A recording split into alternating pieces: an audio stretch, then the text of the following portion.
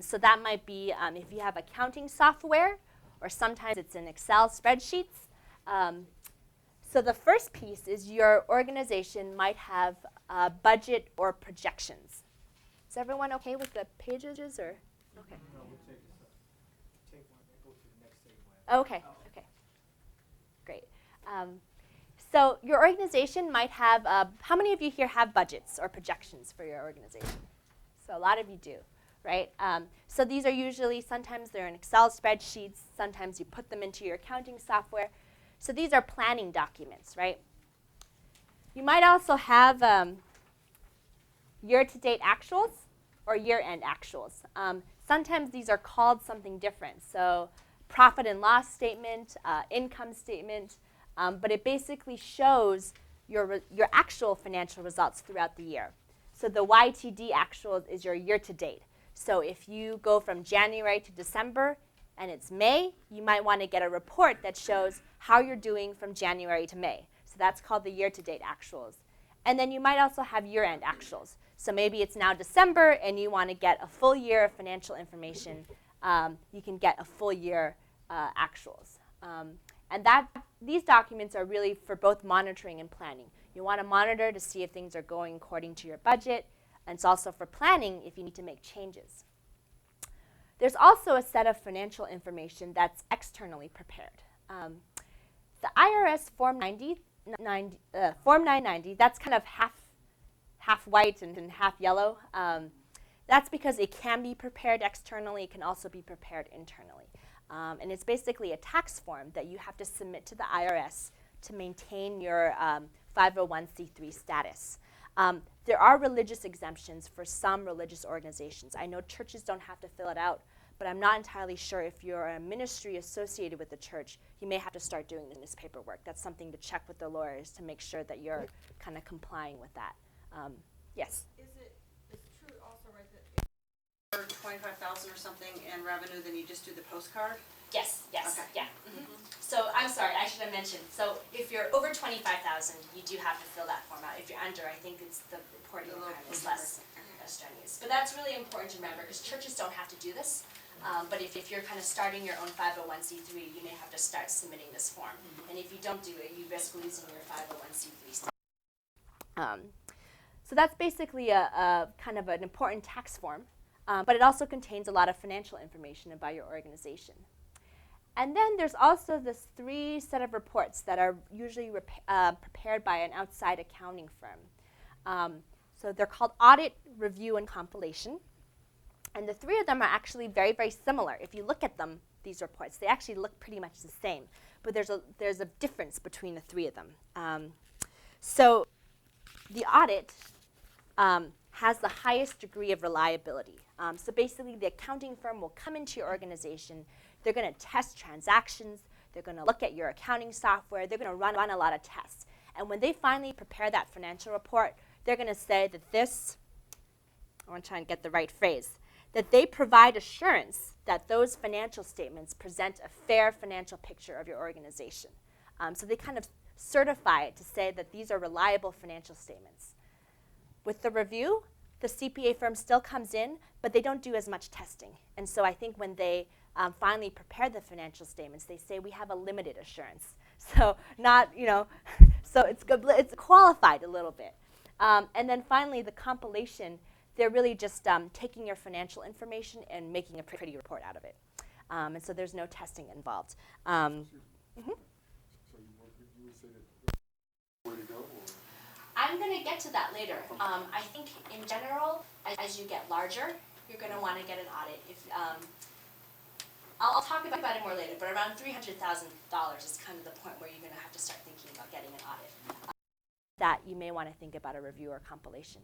When you're looking at government grants, so they want an audit. Yes, yes. So a lot of times it depends on your funding source. I had to do an audit for the 501, the CDC.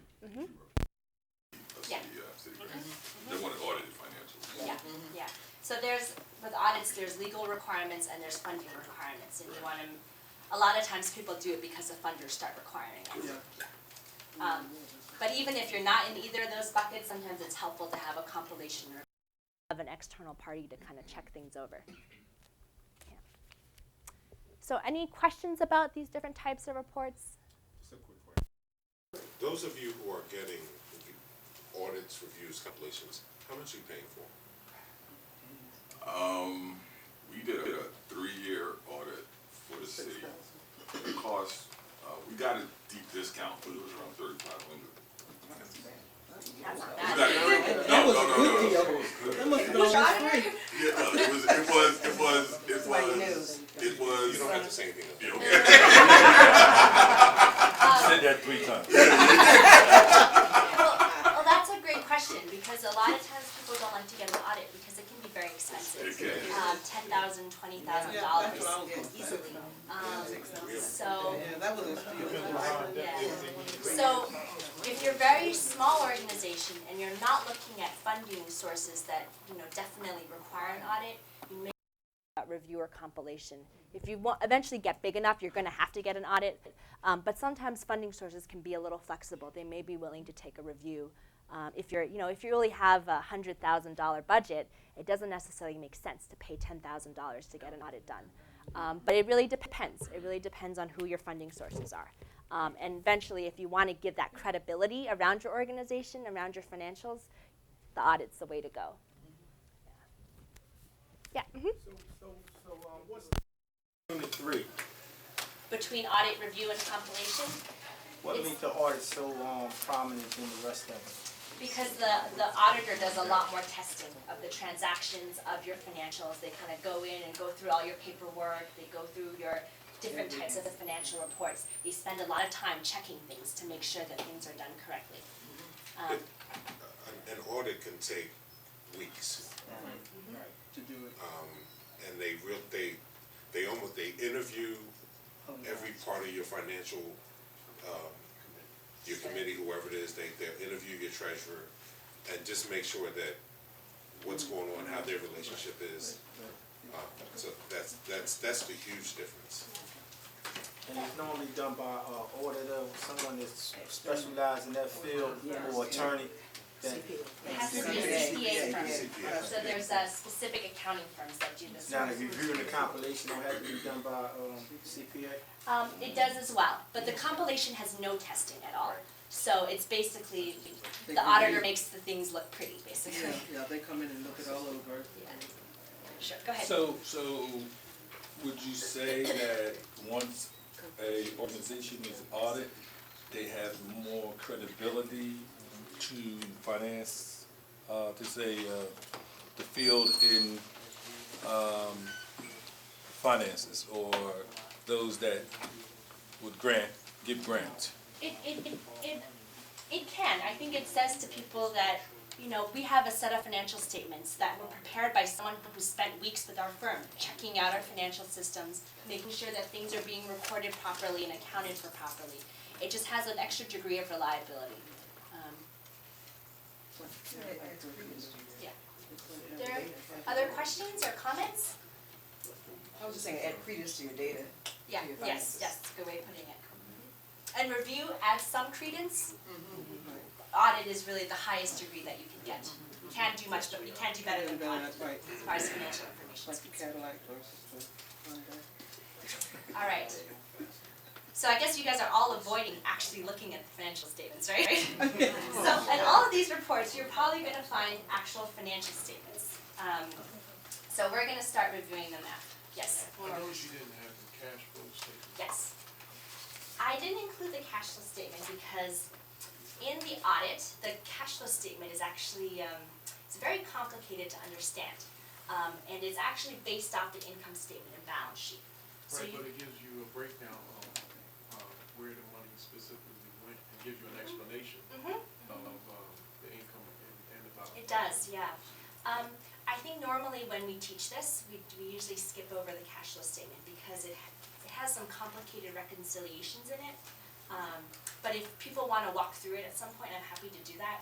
And I think a lot of times your internal accounting software doesn't always do cash flow statements. Right. So I really wanted to just focus on the two. But that's a great question. So what he was saying is that I'm only going to be covering two main types of financial statements, income statement and balance sheet. There's actually two other statements that you'll find in an audit. There's a functional expense breakdown, and there's a cash flow statement. And we're not gonna be covering that because we only have, an hour and a half. And if you understand an income statement and balance sheet well, the other statements become easier to understand. And that's a great question, yes. Generally use these terms of review and compilation? Yes. Is that universal? Okay. So the income statement is often called also the profit and loss statement. It's often, in formal auditor language, it's called the statement of activities. Okay, so I like to use income statement because a lot of our internal software calls it income statement, and most people colloquially just say income statement. The balance sheet is also called the statement of financial position in an audit report.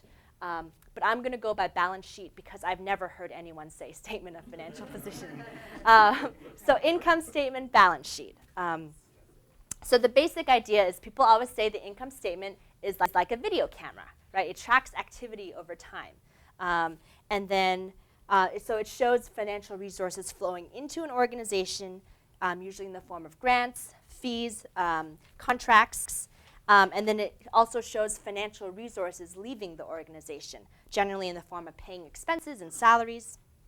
And then people like to say the balance sheet is like a snapshot in time. If you take a snapshot at a given point, it captures what an organization owns and owes at a specific point in time. So sometimes I like to think about this in terms of, imagine that you're running a food pantry. So you have this room with all sorts of different food in it, right? You have rice and beans and all sorts of things that you can give out to people. So when you're in charge of this room, there's kind of two pieces of information that you want to know. You want to know how much food is coming in, right? New donations and new shipments. And you also want to know how much food is going out. What are you giving out to people? But you also, so that's kind of statement, that's sort of income statement, right? What flows in and what flows out. But you also want to know balance sheet information. You want to know, Friday afternoon, how much food do I have in this room, right? So that's a balance sheet information. So you see that the two are connected, right? Because what flows into the room and flows out of the room is going to affect what's in the room. But when you look at the two different statements, they're going to give you different perspective on what's going on. So one tells you what's in the room, one tells you what's flowing in and out. Let's see. So are there any questions about this so far? Okay, so I always think it's easy to get into financial statements from a personal standpoint first. So let's forget about our nonprofits and just think about our personal financial situations, which could be depressing. So maybe you can imagine your ideal personal financial situation. But if you're an individual, what are your revenue sources? What sources do you have? Paycheck, right? Your salary, right? Anything else? Any other secret sources that people have? Child support. There you go. Right? No. That's fair, right? But so you're retired, you have your Social Security. Your Social Security. Dividends, right? So if you have If you own property, that's in your assets. right. Your rent and what you collect. That's great. So there's a couple of sources. I heard, salary, child support payments, dividends and interest. So if you have some investments or if you have some savings, you might get some interest off of that. And then if you own a property and you're renting out space, you might have rental income. And then, what are your expenses? What are some of your expenses? Light bill. Bills, Utilities. yes. Child support. Child support. The other side, yep. Auto payment. Auto payment. Mortgage. Right. So lots of different things. We keep going on with that one. I'm not going to get into this, but I can explain about it later. When you're talking about mortgage and card payments, the technical accounting perspective is that only the interest part is technically expense. The part that pays down principal, people don't count it as an expense because it's reducing a liability, right? You owe less to someone else. I'm not going to get into that details. We're not going to touch upon that today, but just as a kind of bookmark. But as far as you're concerned about your cash management, it's an expense, right? So let's think about, and then at the end of the day, right, you're hopefully going to have a surplus or a deficit at the end of the year, right? So take all your revenues, subtract all your expenses, and hopefully you have some profit left over, right? And what do you do with that profit normally? Save it, right? Goes into savings, put it into your checkings account or savings account. And maybe when you've accumulated enough, you might do something with it. Maybe you'll buy a house or buy a car or invest it in a vacation, right? But for the most part, you're gonna save it, right? Okay, so now let's think balance sheet. What's on your personal balance sheet? So what do you own and what do you owe? So what are some of the things that you own? Those are called assets.